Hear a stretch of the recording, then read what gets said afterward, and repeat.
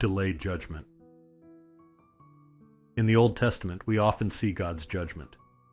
Many in the world, upon reading these passages, may misunderstand God as a merciless deity, or perceive him as unjust, failing to grasp the deeper meaning behind these judgments.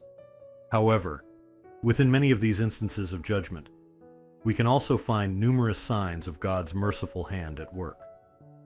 These elements of mercy can be found both in the well-known parts of Scripture and in lesser-known passages. This past week, while preparing a sermon, I had an aha moment as I gained a deeper understanding of this very topic.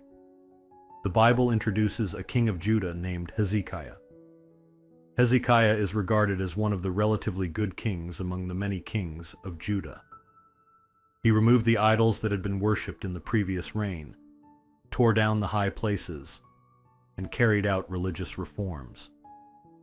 Despite these reforms, however, during Hezekiah's reign, the Assyrian army invaded and captured 54 cities of Judah, leaving only the city of Jerusalem standing.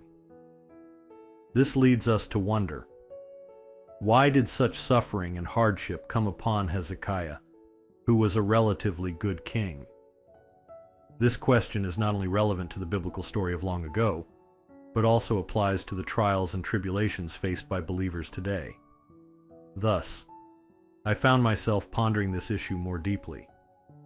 Previously, I thought that Hezekiah was merely bearing the punishment for the sins committed by the kings who came before him. However, I began to question why a just God would wait to carry out this judgment during Hezekiah's reign, rather than during the reigns of the previous kings who had sinned. This led me to a more in-depth reflection. Not only I, but many of us would generally think that the natural order of things is for good people to be blessed and evil people to be punished, that this is the rightful law of the universe. But if we consider the matter from a different perspective, we might realize that if God had immediately judged the wicked kings, Hezekiah might never have been born. In other words, if God had judged the ancestors for their evil deeds at the time, they would have been condemned to death. God, in his mercy, delayed the judgment and allowed it to come during Hezekiah's time, a time when there was still a chance for the people to return to him. This, I realized, is another example of God's mercy.